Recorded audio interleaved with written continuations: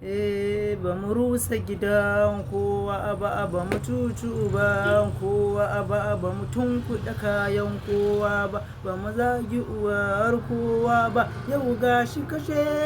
mu ake yi ba bisa haƙƙi ba.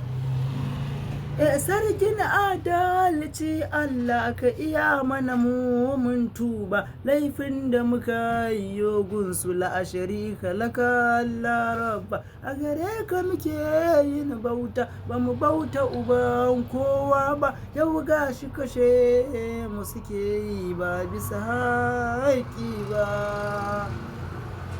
Me yasa za mu yi da'a ga wanda bai yi wa Allah ba, sun ce bin na gaba bin Allah hadisin bai zo ba, na ce in har babba ya zambi jirewa buwayi rabba, ya kamata a bi shi shuru su kai amsa ba su zama